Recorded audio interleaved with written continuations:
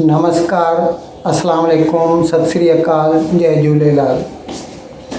मैं हूं जी प्रेम मटलानी और आप देख रहे हैं हालात हाज़रा का प्रोग्राम हकीकत ये है। प्रोग्राम के शुरू में आपसे मेरी दरख्वास्त है कि जिस किसी साहब ने हमारे इस चैनल को सब्सक्राइब नहीं किया, बराए मेहरबानी जल्द से जल्द इसको सब्सक्राइब करें, प्रोग्राम को लाइक करें, शेयर करें और घंटी का बटन ज़रूर दबाएं। नाज़रीन, आजकल पाकिस्तानी पंजाब में इलेक्शन का मौसम है।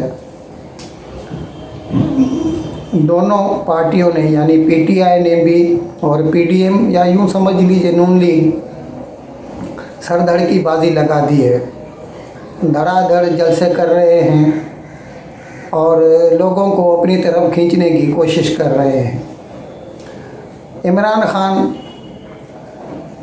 जो भी जलसा करते हैं, जो भी खिताब करते हैं, हकीकत में तो रिप्ले होता है उनकी जो इससे पहली इलेक्शन रैली में जो उनका खिताब होता है उसका रिप्ले ही होता है। वही साजिश, वही बयानिया, वही अमेरिका इम्पोर्टेड हुकूमत। हाँ, ये है कि अब उसमें ये इजाफ़ा हो गया है कि अभी महंगाई, लेकिन ये नहीं बताएंगे कि ये महंगाई किस वजह से हुई। और अभी अच्छा, ये हर बार अदारों को भी ज़रूर खींचेंगे, उनकी भी बुराई करेंगे और ख़ास तौर पर तो उनके निशाने पर एस्टेब्लिशमेंट है। उनको कभी न्यूट्रल कहते हैं, फिर उसी वक्त कहते हैं न्यूट्रल तो जानवर होते हैं। और अब तो ऐसा कहने लगे हैं कि एक तरह से यूँ कह सकते हैं हम कि वो उनको दावत दे रहे हैं या उनसे ये अपनी फरमाइश कर रहे हैं कि अगर आप अपना दामन साफ रखना चाहते हैं तो मुझे इक़्तिदार में लाइए, मुझे ये इलेक्शन जितवाइए हर सूरत में। अब ये पब्लिक मैंडेट को वैल्यू नहीं देंगे क्योंकि इन्होंने ये बयानिया बनाना शुरू कर दिया है कि इनकी नज़र में तो सब बेईमान हैं। इनकी नज़र में इलेक्शन कमीशन बेईमान है, इनकी नज़र में सरदार सिकंदर राजा बेईमान हैं, इनकी नज़र में अब वो नून लीग वाले तो हैं ही हैं, उनको तो ये चोर डाकू पता नहीं क्या क्या कहते हैं। और एस्टेब्लिशमेंट के लिए भी अभी उन्होंने जैसे वो एक किस्म की तंबीह या अल्टीमेटम दे रहे हैं कि अगर आप अपना रेपुटेशन बरकरार रखना चाहते हैं तो मुझे जितवाइए।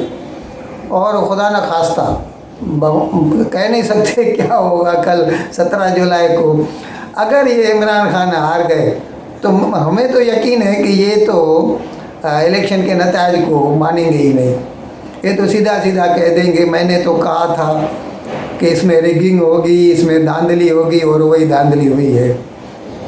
लेकिन उस तरफ से मोहतरमा मरियम नवाज़, अभी नून लीग की तरफ से लगता है उनके पास कोई ऐसा ख़ास जो है भाई एस ओरेटर नहीं है उनके पास सिवाय मरियम नवाज़ के, कि वही एक अकेली हैं, हर रोज़ कहीं न कहीं पे जलसा करती हैं। अब वो ज़ाहिर है वो तो इमरान खान की वो बुराइयां गिनाती हैं कि पौने 4 साल में क्या किया, 100 रुपये का 180 रुपया कर दिया डॉलर और महंगाई बढ़ा दी।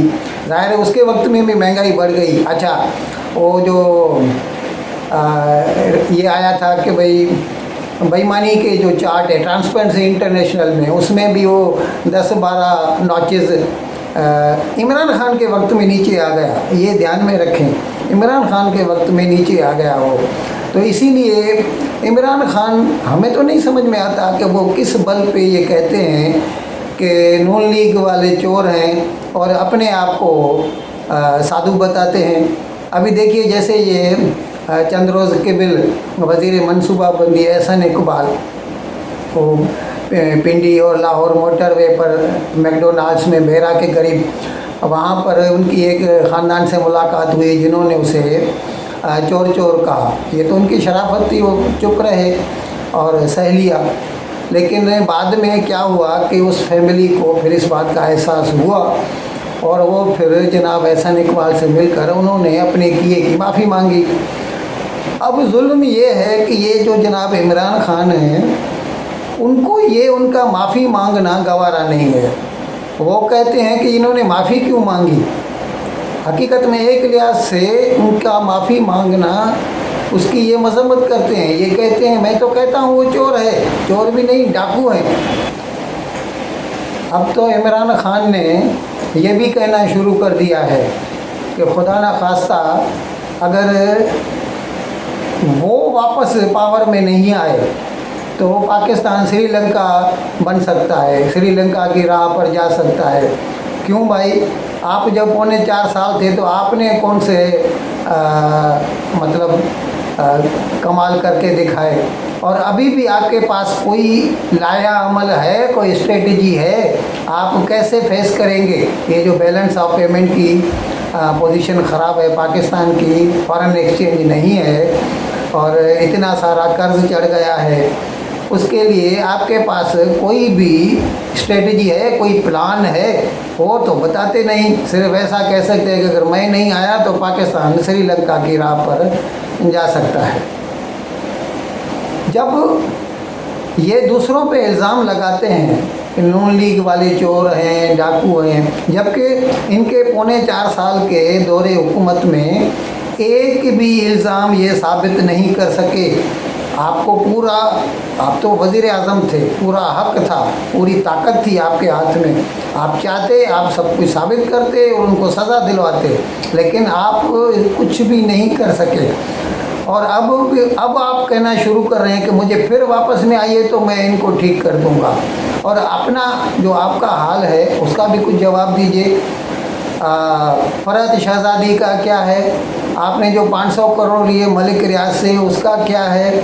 आपने जो मलिक रियाज से अल कादर यूनिवर्सिटी के लिए प्लॉट लिया, उसका क्या है? 300 कनाल का प्लॉट लिया। और ये जो तोशा खाना जो भी आपको गिफ्ट मिली, उसका क्या है?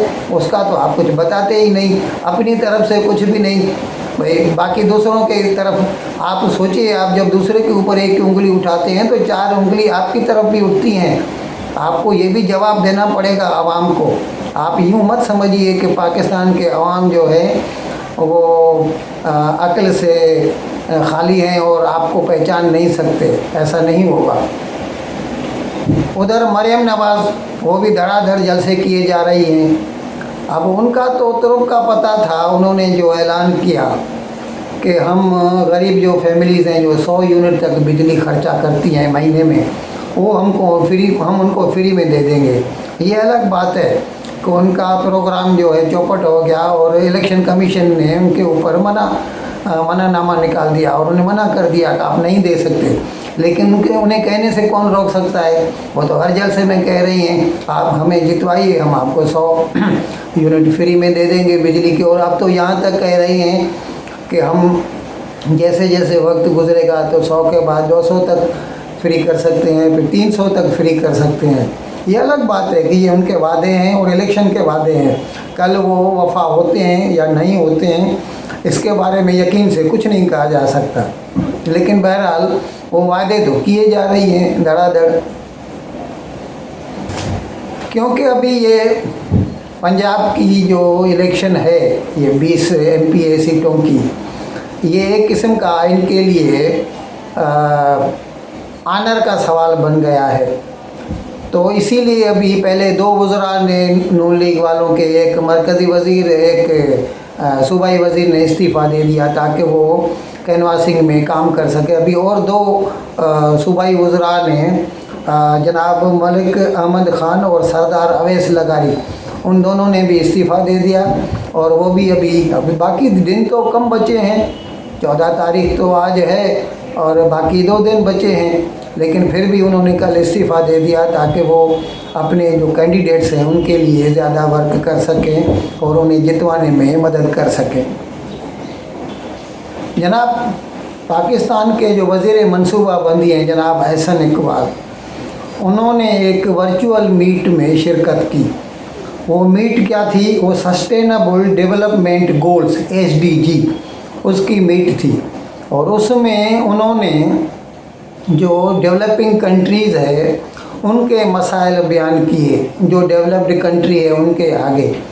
कि भाई अभी एक तो पहले कोरोना था, उसके बाद फिर ये जंग आ पड़ी है रूस और यूक्रेन की। इसकी वजह से जो डेवलपिंग कंट्रीज़ हैं ना, उनके लिए कमोडिटीज़ का बहुत प्रॉब्लम हो गया है।